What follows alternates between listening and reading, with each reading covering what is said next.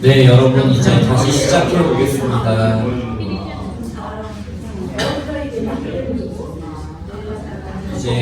이제 이번 강의의 거의 마지막 산인데요, 에스겔서입니다.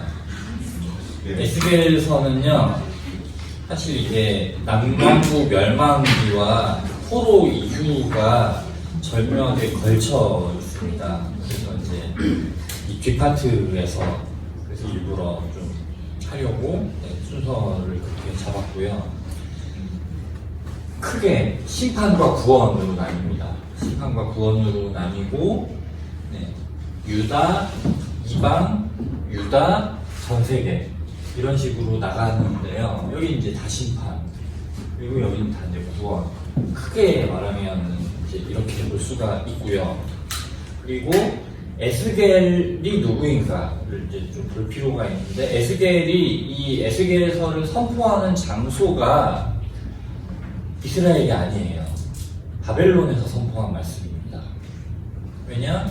제가 아까 초반에 예레미야서 설명할 때 말씀을 드렸었어요. 2차 바벨론 포로 때 끌려간 사람이다. 에스겔은. 그래서 바벨론으로 끌려간 유다 백성들과 함께 지내면서 하나님 말씀을 받아서 말씀을 전한 거죠. 32장까지 보시면은 전부 다 심판입니다. 심판의 말씀, 거의 예레미야 수준으로 정말 진한 심판의 말씀을 전해요. 그런데 33장부터가 분위기가 확 달라져요.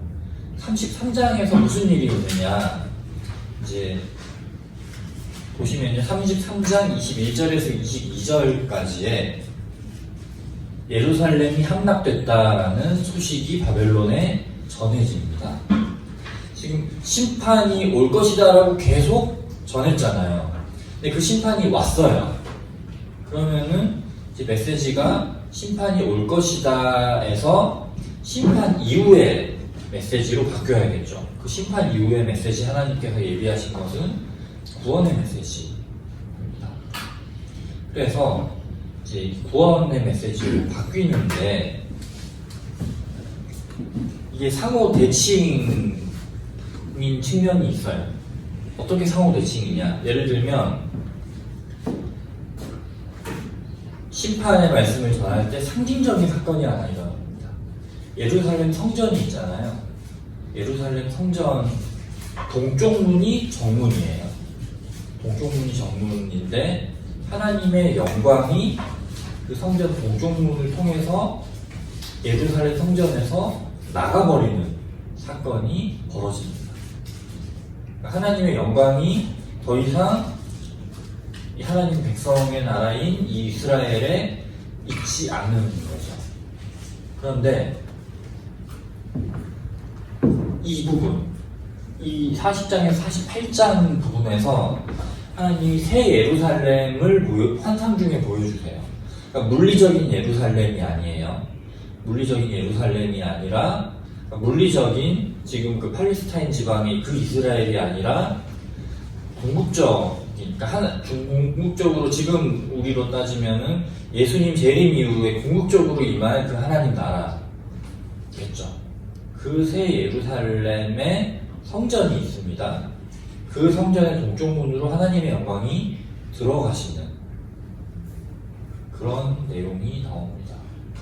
그러니까 하나님의 영광이 성전에서 나가셨는데 그 성전으로 다시 들어오시는 거예요. 비록 물리적인 예루살렘이 아니라 할지라도, 오히려 물리적인 예루살렘으로 하나님께서 다시 들어가시는 것보다 더 큰 구원의 큰 그림이 이제 이 새 예루살렘에 나타나 있는 거죠. 우리가 이제 그렇게 이 에스겔서를 크게 보시면은 보실 수가 있겠고요. 그래서 이제 이 정도 틀을 가지고 이제 에스겔서를 좀 읽어가시면 되겠는데요. 에스겔을 하나님께서 가리켜서 이제 말씀하실 때 인자, 라고 이제 많이 부르십니다. 총 93번 나와요. 사람의 아들. 네.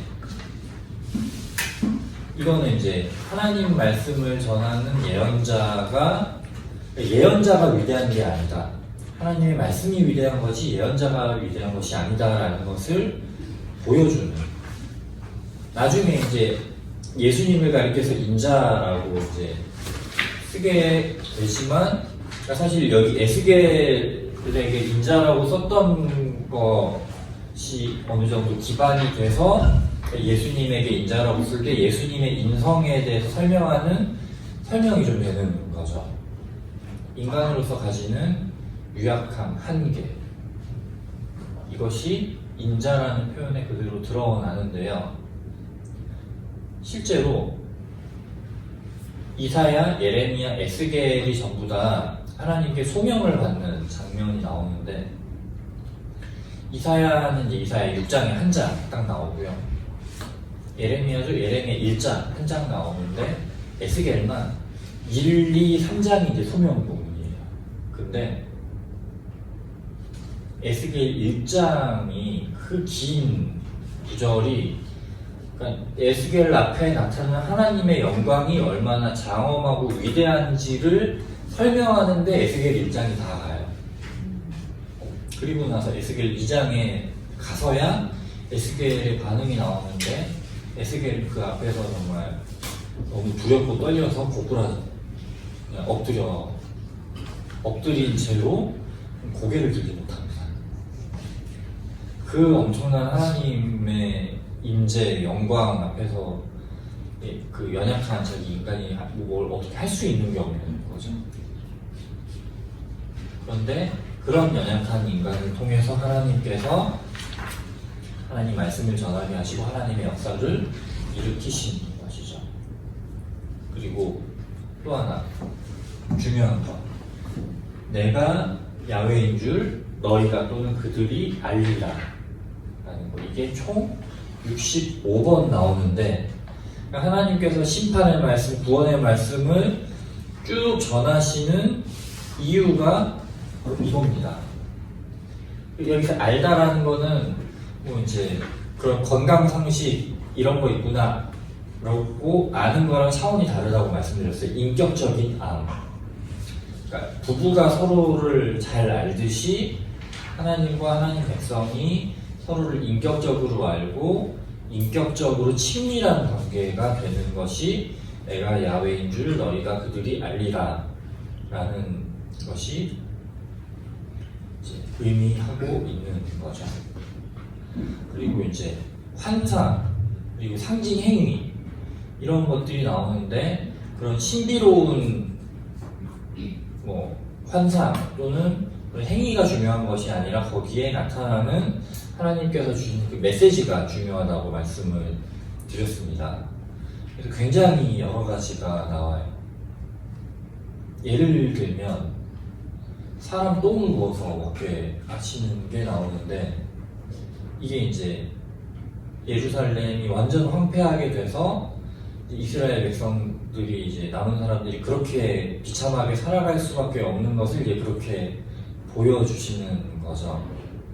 근데 에스겔이 이제 너무 괴로워해서 사람 똥 대신 소똥을 구워 먹기는 하지만, 이제 그런 여러 가지 상징 행위, 환상, 사실 제가 하나 딱 말씀드렸지만 지금 굉장히 뭔가 자극적이잖아요. 근데 이제 그게 중요한 게 아니라 그 가운데 나타나 있는 메시지가 어떤 것인가가 중요하다라는 거고요.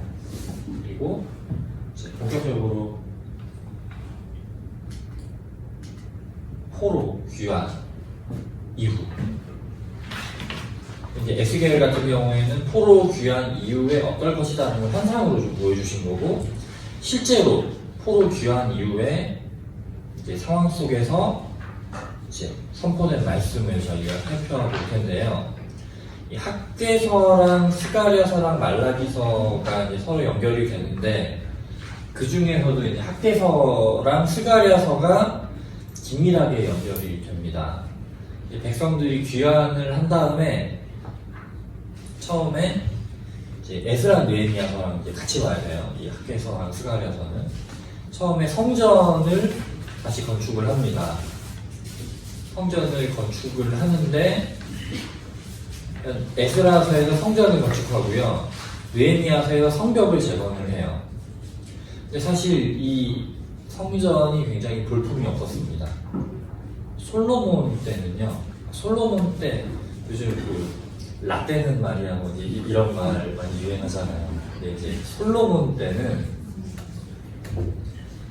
레바논에 있는 엄청나게 A급 소나무를 가져다가 공수를 해서 굉장히 화려하게 지었어요. 가장 화려한 목재, 가장 화려한 비단, 가장 화려한 황금을 가지고 정말 어마어마하게 의리의리하게 지었어요.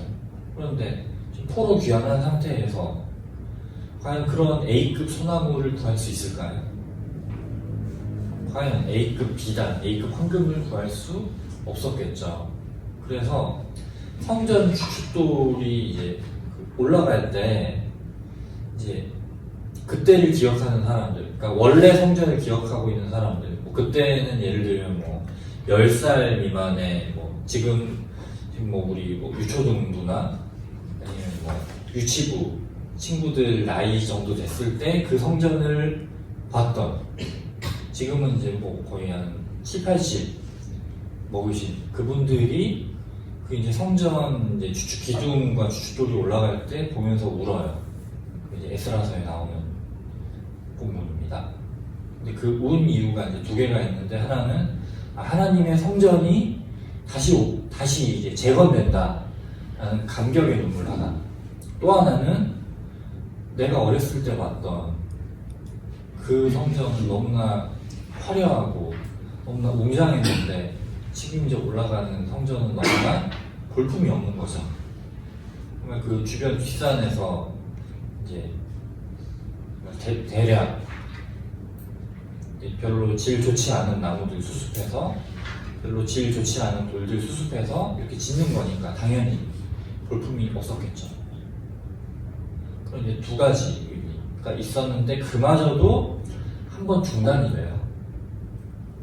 그 이스라엘 그 지방에 살고 있던 다른 이방 민족들이 저렇게 성전이 재건되고 성벽이 다시 지어지는 걸 보면서 저 이스라엘 민족들이 다시 힘을 키우면 어떡하나, 쟤네들이 힘을 키우지 못하게 해야 우리들이 이 지역에서 계속 잘 먹고 잘 살 수 있을 텐데, 주인 노릇하면서. 그래서 그 이스라엘을 다스리고 있던 페르시아 왕국에 이제 탄원서를 보내는 거죠. 쟤네들 저거 지어서 반란 일으키려고 해요. 그래서 도중에 성전이 중단이 됩니다. 성전 재건. 그리고 이제 백성들이 거의 자포자기했어요.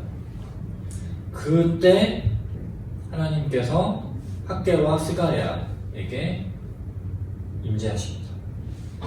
하나님의 영으로. 그래서 학개와 스가랴가 성전을 재건해라 라고 백성들에게 이야기를 하고, 그리고 이제 그것과 또 발맞춰서 상황이 이제 나아져요. 페르시아 왕국에서 이스라엘 백성들에게 가지고 있었던 그 의심의 마음을 거둡니다. 그래서 성전이 완성이 돼요. 그때 전해진 말씀이 이제 학개와 스가랴고요.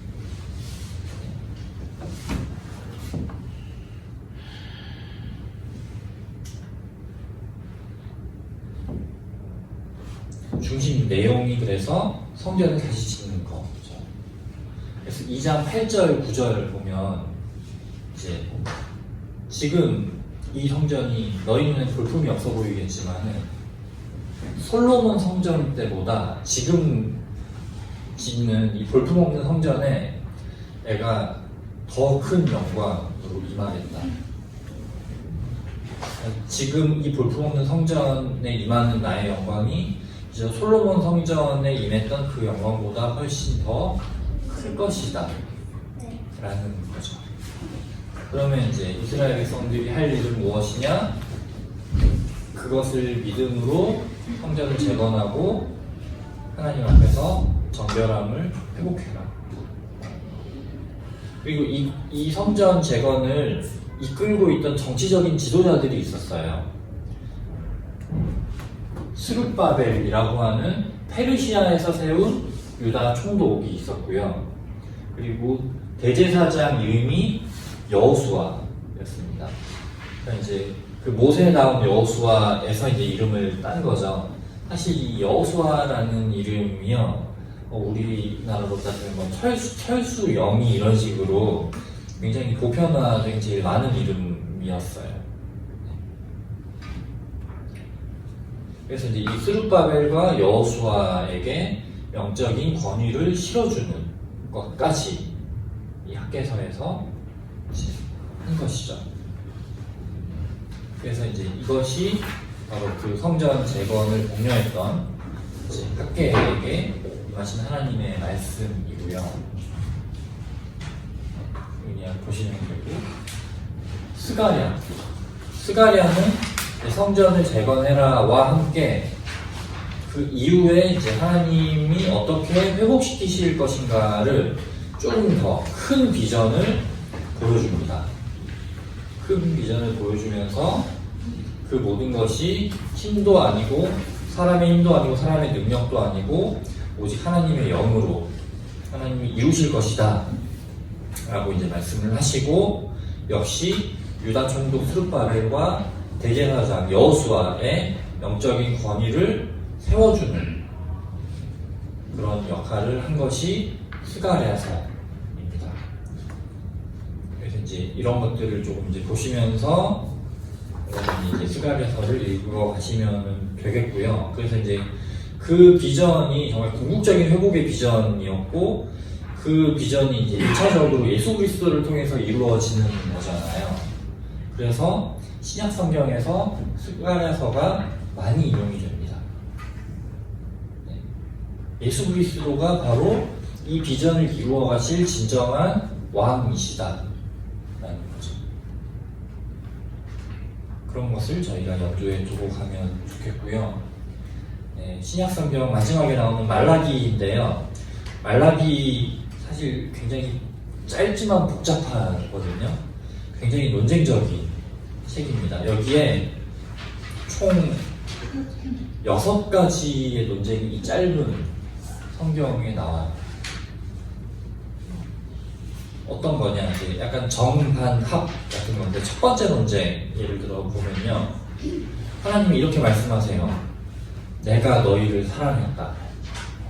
근데 그런 심판과 멸망 이런 거 보면은 하나님이 우리를 사랑하시나? 라는 의문이 드는 거죠. 그래서 이제 백성들이 묻는 거예요. 하나님 우리를 사랑하셨다고요? 라고.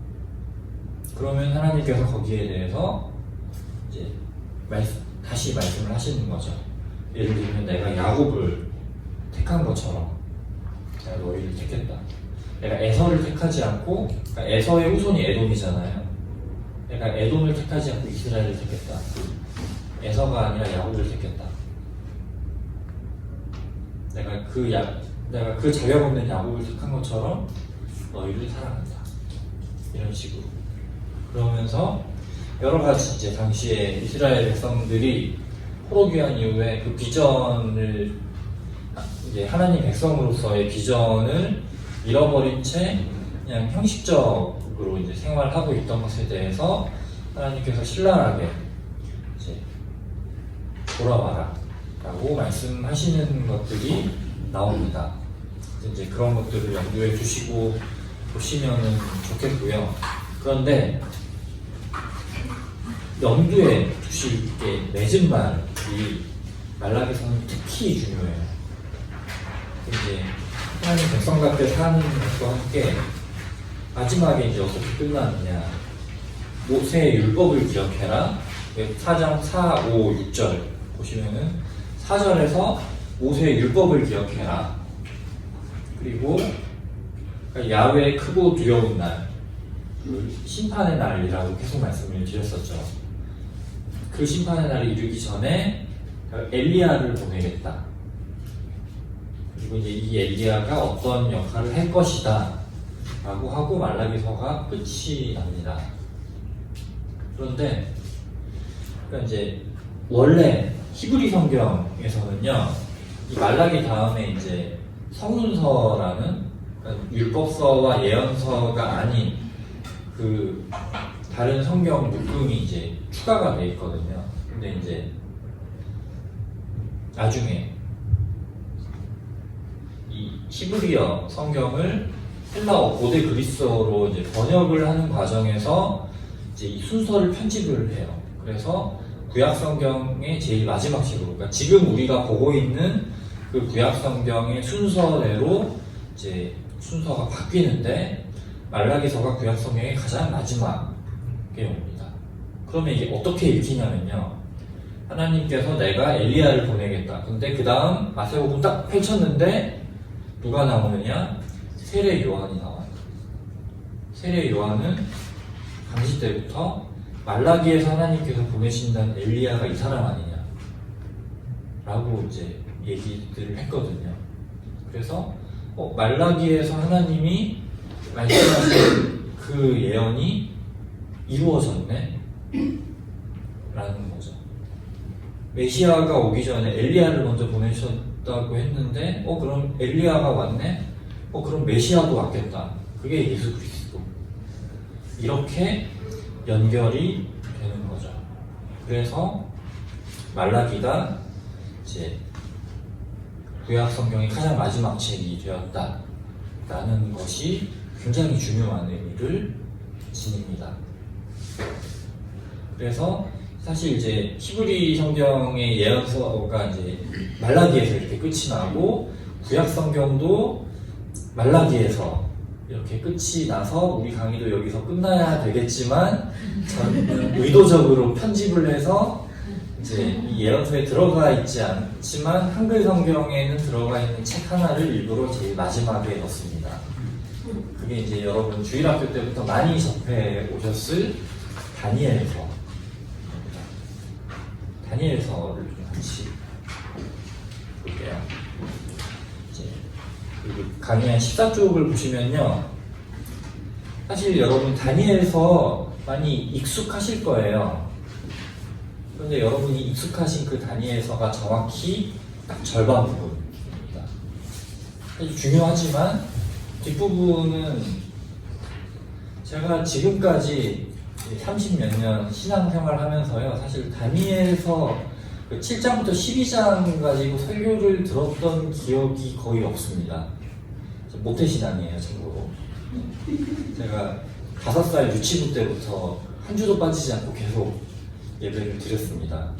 그런데 다니엘서 7장부터 12장까지를 제가 거의 들어보지 못했을 정도로 사실 우리가 잘 몰라요. 잘 모르는데 사실 굉장히 중요합니다. 자, 1장부터 6장까지를 좀 되새겨 볼게요. 1장에서 이제 바벨론으로 끌려간 바벨론과 세 친구가 풀만 먹죠. 그 우상한테 제물로 바쳤던 고기 먹지 않겠다라고 해서 풀만 먹었는데 얼굴이 굉장히 빛이 났던 그게 1장이었고요. 2장은 느부갓네살 왕이 꿈을 꿔서 그 큰 신상 꿈을 꿨는데 그걸 다니엘이 해몽하는 게 나오죠.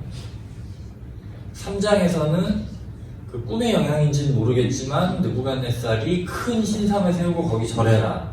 근데 다니엘의 세 친구가 거기에 절을 하지 않고 그래서 풀무불에 던졌는데 멀쩡하게 살아나왔죠. 그리고 4장은 느부갓네살이 이제 조금 정신이 이상해져서 이제 좀 떠돌이 생활을 하는 그런 내용이 나오고요. 5장에서는 느부갓네살의 아들, 정확히는 손자이지만 벨사살 왕, 바벨론의 마지막 왕이 이제 술잔치를 벌이는데 하늘에서 손가락이 내려와서 이제 심판의 메시지를 적는 그게 이제 5장. 그리고 6장은 여러분이 잘 아시는 다니엘이 사자굴에 들어가 있는데 멀쩡하게 살아 나오는 이것이 나옵니다. 이것이 나오는데 사실 이 개별 이야기가요, 그 뒤에 7장부터 12장까지와 굉장히 긴밀하게 연결이 되어 있습니다. 여러분 15페이지에 그 답원을 보시면 내부 상응관계라고 되어 있어요. 그래서 1장은 서문으로 볼 수가 있고요. 2장과 7장, 3장과 6장, 4장과 5장이 서로 대칭관계입니다. 2장을 보시면요, 느부갓네살 왕이 이제 꿈을 꿔요. 큰 신상이 있는데 머리는 금으로 되어 있고 그 아래 몸통은 은, 그 다음 아랫부분은 구리, 그리고 이제 그 발바닥, 발 부분은 뭐 쇠랑 흙이 이렇게 섞여 있는, 그게 크게 4가지 왕국으로 이야기를 합니다. 근데 그런 이제 금, 은, 동, 쇠와 철 이런 4왕국이 쭉 이어져 가는데 마지막에 하늘에서 갑자기 돌이 날아와서 그 신상을 다 산산조각 내버리죠.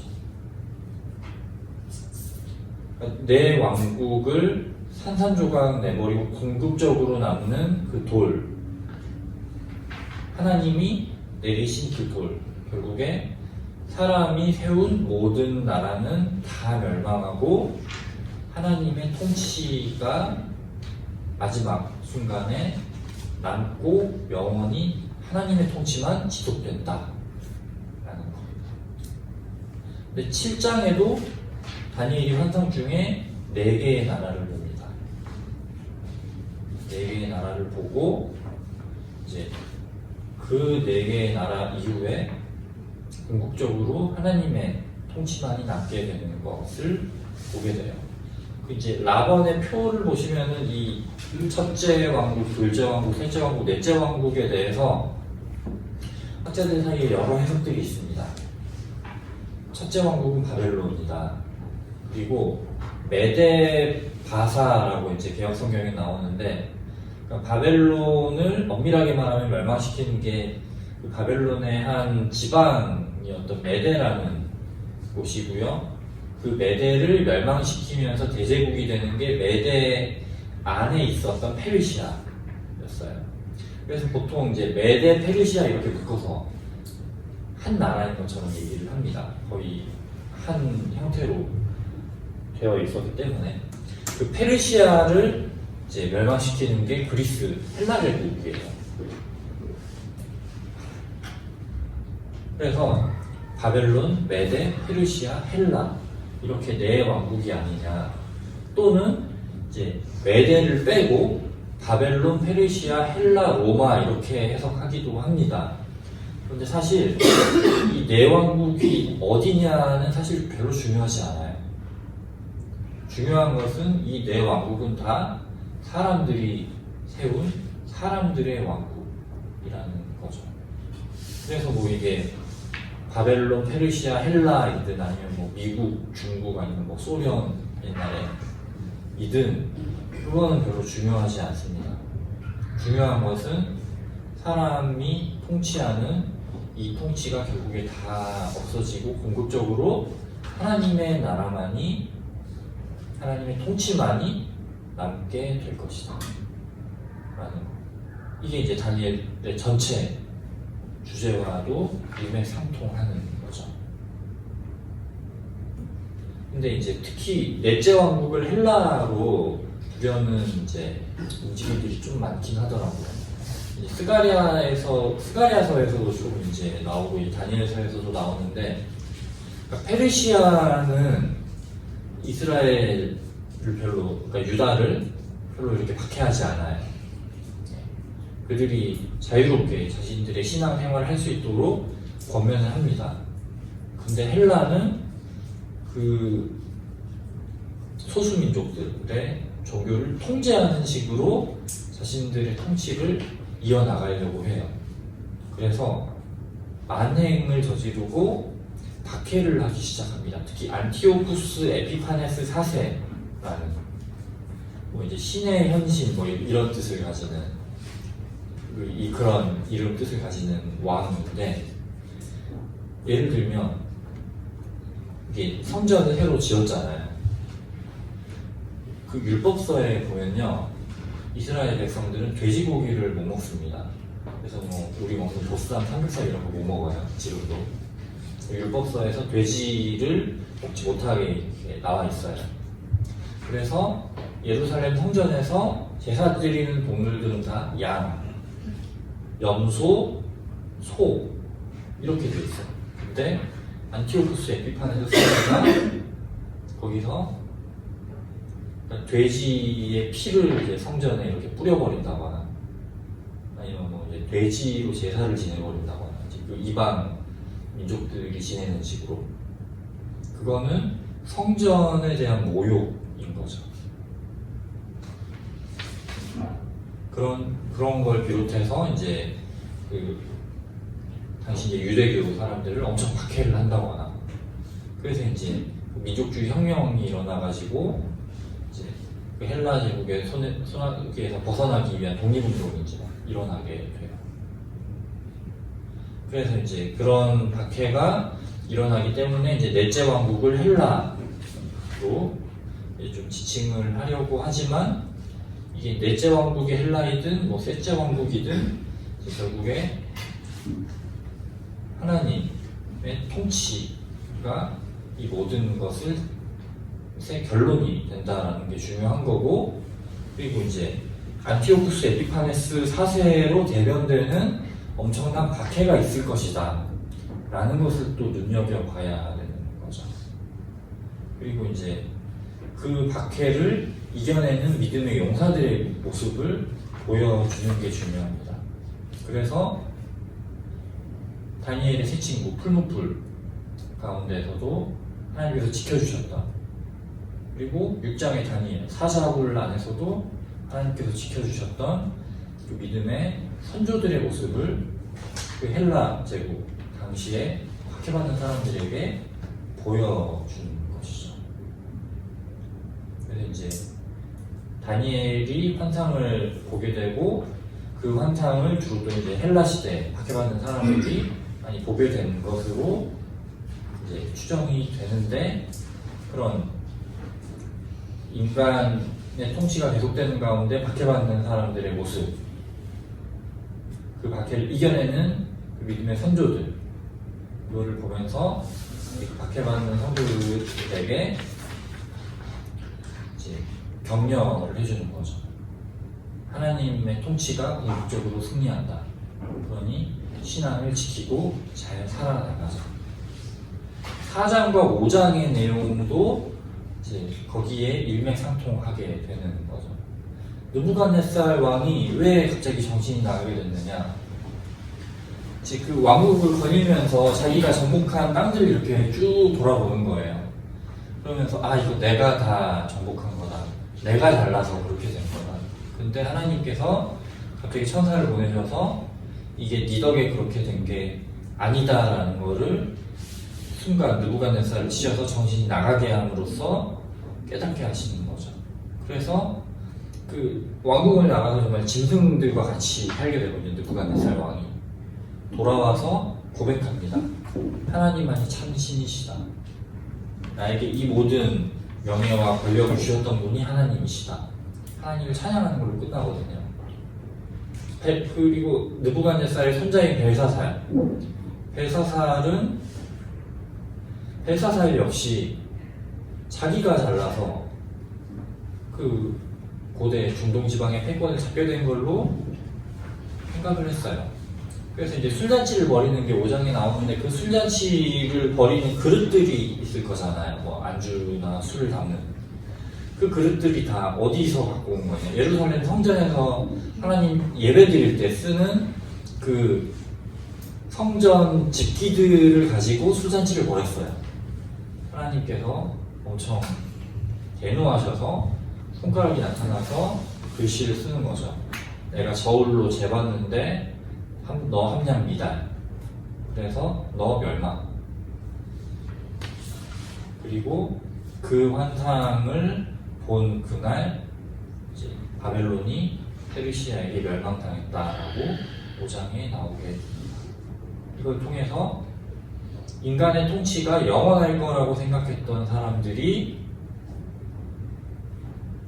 그것이 아니고 다 심판받아서 없어지고 결국에 하나님의 통치만 남게 될 것이고, 그리고 그 가운데에서, 그 박해 가운데에서 하나님 뜻대로 살고자 했던 사람들이 마지막까지 남게 될 것이다 라는 것을 보여주시는 거죠. 그래서 이제 특히 이제 가장 포함했던 넷째 나라, 가장 박해가 심했던 넷째 나라에서, 그러니까 마지막 나라죠. 그게 뭐 헬라든 아니면 정말 이 세상 마지막 때, 복음서에서도 얘기하는 그 가운데에서 박해를 마지막까지 견뎠던 성도들이 하나님과 함께 그 영원한 하나님의 통치 가운데로 들어가게 될 것이다 라는 것이고요. 이 부분에서 제가 외경을 하나 좀 소개를 하고 싶어요. 이 외경 마카베오서라는 게 있는데요. 그 구약 외경의 마카베오서랑 이 다니엘서의 메시지를 비교를 하면요, 그러니까 우리가 어떤 메시지를 마음에 품어야 될지가 조금 더 명확하게 와닿습니다.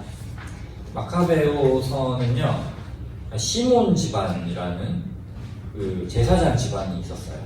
제사장 집안이 있었는데 어느 시대 사람이냐? 아까 말씀드린 그 헬라 제국의 안티오쿠스 에피파네스 4세 때 그 통치 아래 있던 사람들이었어요. 예루살렘 성전에 돼지 피를 뿌리고 돼지로 제사를 지내면서 하나님을 모욕하고 하나님 믿는 그 유다 백성들을 박해했던 이 사람들. 그 시몬 집안에서 그런 상황 속에서 어떤 길을 택하느냐. 지금 제가 말씀드린 건 다 마카베오서에 나오는 내용들입니다.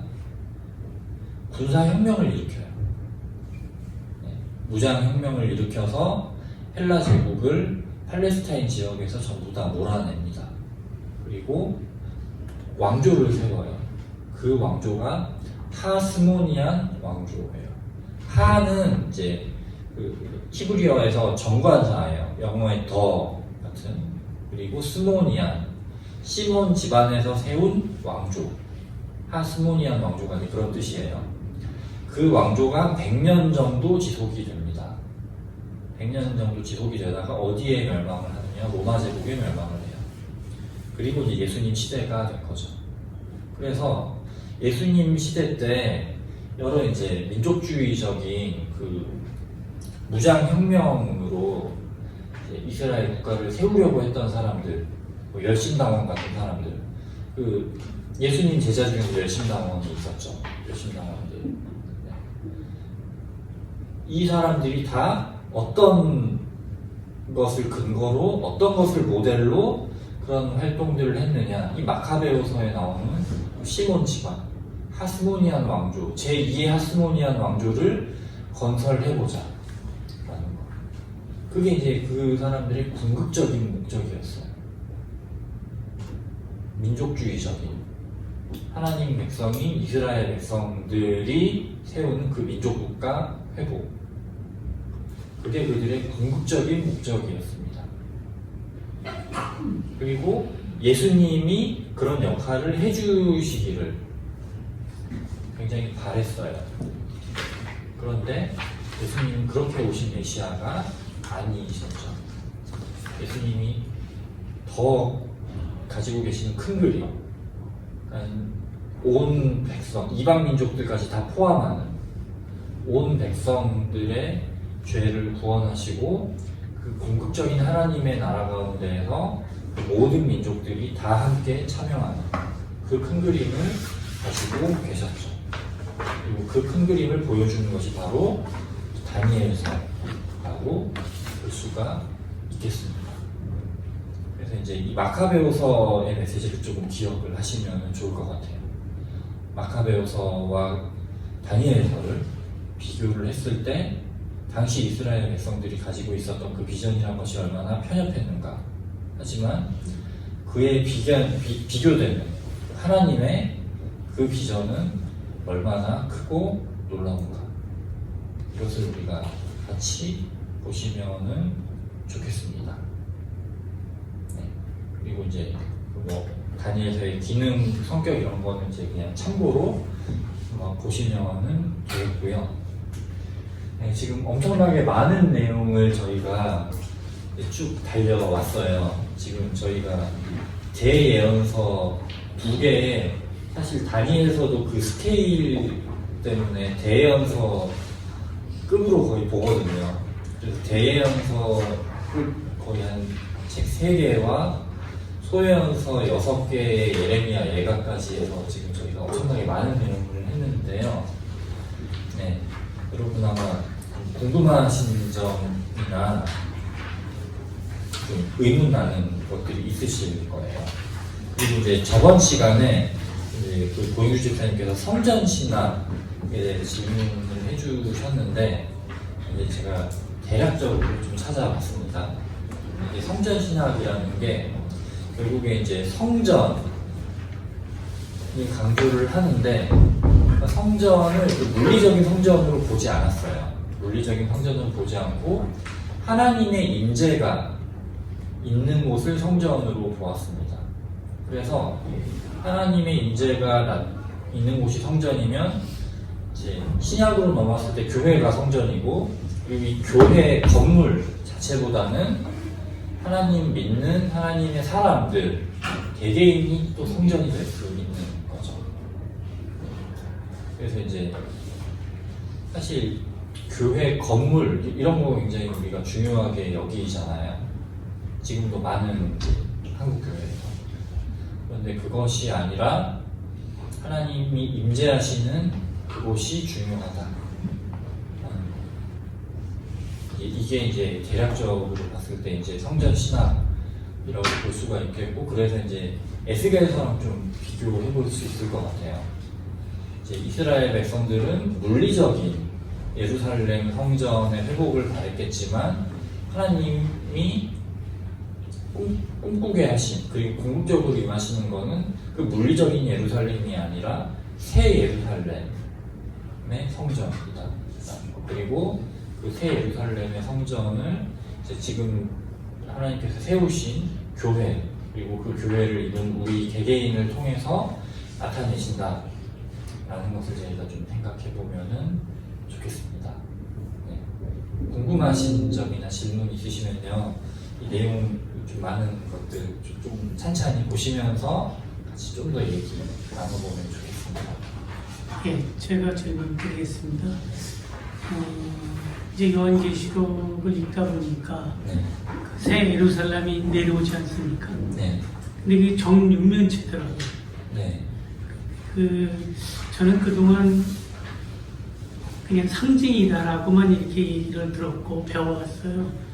그리고 12문이 있는데 문패에는 그 12지파의 이름이 쓰여있고 그 주춧돌에는 12제자의 이름이 쓰여있다. 이제 이런 식의 얘기를 들으면서 또 각종 또 보석으로 다 이렇게 꾸며진 곳이라는 얘기를 들으면서 그게 다 너무 좋은 것이기 때문에 그렇게 표현을 한 거다라는 정도로 이렇게 들어왔어요. 근데 이제 요한계시록 21장 정도에 이렇게 가서 보면 구체적인 그 측면이 나오거든요. 네. 그런데 이제 저는 이제 그동안은 그렇게 있다가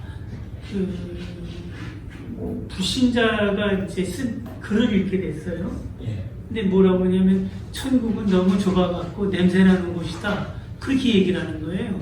그러면서 그 사람이 쓴 그 스타디온이라는 그 측량 단위를 생각을 했는데 그게 스타디움이라는 말이 거기서 파생됐다고 하더라고요. 네. 근데 그게 한 192m래. 근데 그 성전의 크기를 보니까 12,000 스타디온이니까 지금으로 이렇게 따지면 2,200km. 네. 이게 엄청난 큰 건물이 내려온 거예요. 그 말씀 그대로 하면. 그리고 이게 지금 뭐 성층권 뭐 20km, 30km 이렇게 되는데 그게 2,200km 높이의 건물이라는 거죠. 그러니까 지금 제가 이제 그런 식으로 따져보면서 이제 우리나라의 최고의 건물이라고 하는 여기 롯데타워 그 건물을 이렇게 대입을 해보니까 이게 상상도 안 되는 건물이에요. 과연 하나님께서 그렇게 측량 단위까지 말씀하셔서 이렇게 집을 우리에게 이렇게 허락하신다고 했는데 그게 그냥 상징적인 것일까? 아니면 실제적으로는 그런 건물이 내려오는 것일까? 그런 의문이 드는 거예요. 예, 요한계시록은 네. 기본적으로 저는 다 상징으로 보시라고 말씀을 드리고 싶습니다. 이거를 이제 물론 실제적인 걸로, 실제적인 측량 단위가 나오지만, 이거를 이제, 제가 저술 배경을 좀 말씀을 드려야 되겠어요. 그 도미티아누스 황제 때 대박해가 있잖아요. 대박해가 있으면서, 이제 그 초대교회 성도들이 이제 사용하는 그 공동 공간이라거나 그 집들을 습격을 합니다. 습격을 할 때 그 성서 두루마리가 있어요. 예를 들면 뭐 어떤 곳에는 고린도전서 두루마리가 있다거나 또 어디에는 데살로니가 후서를 이렇게 같이 교회에서 읽는 것이 발견이 됐다거나 그랬을 때 이 사람들이 예수 믿는 사람들이다 라고 해서 박해의 빌미가 됩니다. 예, 세례 요한이 환상을 보았을 때 그것들을 염두에 두고, 그러니까 그 두루마리가 발견이 되어도 알아들을 수 없는 그런 상징, 예를 들면 바벨론이 나와요. 바벨론이 멸망할 것이다. 근데 그것을 만약 그대로 받아들이면 바벨론은 그 기준으로, 그때 당시 기준으로 멸망한 지 이미 거의 600~700년 전의 나라예요. 그러면은 진짜 바벨론이 멸망하는 것으로 모든 학자들이 바벨론은 진짜 바벨론이 아니라 로마를 상징한다라고 봅니다. 대표적으로 이제 신천지에서 14만 4천 명 얘기하잖아요. 그게 이제 천국에 들어갈 사람들의 숫자인데 구약의 12지파 곱하기 신약의 12제자 곱하기 1000. 1000은요 당시 측량 단위 중에서 가장 높은 완전한 단위를 뜻했어요. 그래서 14만 4천이라는 숫자 자체가 중요한 게 아니라 그것이 하나님을 찬양하고 하나님을 예배하는, 하나님을 섬기는 모든 사람들의 집합체라는 의미가 되는 거죠. 그 이제 21장에서 내려온 그 건물 역시 전 똑같이 그렇게 봐야 된다고 생각을 합니다. 다른 거는 다 상징인데 그것만 실제적인 걸로 해석을 한다? 그런 거는 이제 있을 수가 없고요. 그러니까 모든 걸 다 실제적인 걸로 해석을 한다거나 정말 뭐 천국에 14만 4천 명만 들어가고 666 그 정말 실제적인 걸로 해석을 다 같이 일반적으로 하거나 아니면은 모든 걸 다 상징으로 보거나. 근데 이제 그거 역시 사실 인간이 이제 보는 거잖아요. 근데 정말 그 하나님만 알아들을 수 있는 정말 약간 뜬구름 잡는 것 같은 우리가 이해할 수 없어서 그런 것들로만 이제 이 성경을 작성을 했다면은 아마 우리가 어떤 내용인지 거의 파악할 수가 없었을 거예요. 그렇기 때문에 사람이 알아들을 수 있는 그런 측량 단위나 그런 숫자들을 써서 말씀을 하시는 거고, 그래서 대략적으로 그림을 그려볼 수 있도록 하신 것이라고 좀 이해를 하셨으면 좋겠고요. 그리고 이제 제가 아까도 이제 계속 상징행위랑 환상 말씀하시면서 그 내용, 뭐 어떤 환상이 벌어졌다, 뭐 사람 똥을 구워먹고, 뭐 예를 들어 예레미야 같은 경우에는 그 심판의 메시지를 상징적으로 보여주기 위해서 결혼을 하지 못했거든요. 에스겔 같은 경우에는 아내가 갑자기 죽습니다. 이런 거를 그런 것보다는 그 가운데 하나님께서 담아놓으신 메시지가 훨씬 중요하고 그 메시지가 어떤 것인가를 담아야 된다. 그러니까 그 메시지, 그 담겨있는 메시지의 내용에 주목하라라고 이제 제가 말씀을 드렸는데 요한계시록 역시 똑같이 하시라고 제가 말씀을 드리겠습니다. 이제 저도 그런 식으로 배워왔기 때문에 뭐 그런 단위에 대해서 저도 그렇게 궁금해하지 않고 그랬어요. 근데 이제 그 갈대 금 갈대를 가지고 측량을 하라고 그랬잖아요. 근데 적어도 우리가 상징이라 하더라도 그 규모라든지 그런 것들을 이렇게 상상해 보는 거는 그대로 대입해서 그거는 가능하지 않을까 그렇게 생각이 되거든요. 그러니까 상상을 할 때 지금 21세기 우리의 기준으로 상상을 하면 안 되고요. 상상을 많이 하려면은 1세기 초대교회 성도들 입장에서 상상을 해야 돼요. 그 사람들이라면은 그런 건물이 내려오는 거에 대해서 어떻게 받아들였을까? 라는 거. 그래서 이제 저는 저 나름대로 그러니까 그 길이가 어느 정도냐면 일본 백두에서 일본까지 정도의 한 변이 그런 거예요. 높이도 그렇고. 근데 지금 여기 잠실에 있는 그 타워의 그 밑변이 축구장의 한 80%밖에 안 되는 면적에다 그렇게 진 거예요. 근데 이제 거기에 제가 이제 주목한 것은 그거예요. 천국이 좁다고 그러는데 과연 좁은 것인가? 거기에 의문을 가지고 시작을 했어요. 불신자의 어떤 그런 항변 때문에. 근데 지금 롯데타워의 상주 인원이 2만 명이래요. 그러니까 저는 이제 그거를 층수로 다 나눠보면 천국이 뭐 층으로 돼 있는지 그것까지는 이제 모르겠지만 이런 건물이라고 생각했을 때 저는 이제 제가 이렇게 추정해 보니까 현재까지 지금까지 살아온 모든 인류가 들어가도 텅텅 비는 공간이다. 그런 생각이 저 나름대로 이렇게 계산하면서 이제 느껴보고. 그러면 이제 그렇게 가늠해 볼 수는 있겠지만 이제 그게 좀 상징적으로 우리에게 기본적으로 보여주기 위한 거다라는 거를 좀 염두에 두시면은 좋겠고요. 일단 기본적으로 이 예언서가 뭐 다니엘서가 좀 나와 있긴 하지만 직접적으로 또 연관은 없기 때문에 좀 다른 얘기고 좀 넘어가 보겠습니다.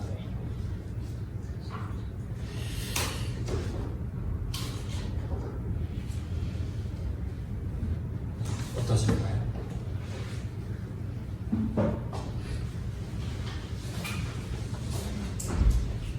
네. 그러면은 여러분이 이제 뭐 묵상하시고 또 이제 또 통독하시면서 또 이제 더 궁금하신 점이 생기거나 하시면은 더 얘기 나누어 볼 수 있을 것 같습니다. 네, 그럼 오늘 여기까지 하도록 하겠습니다. 네, 감사합니다.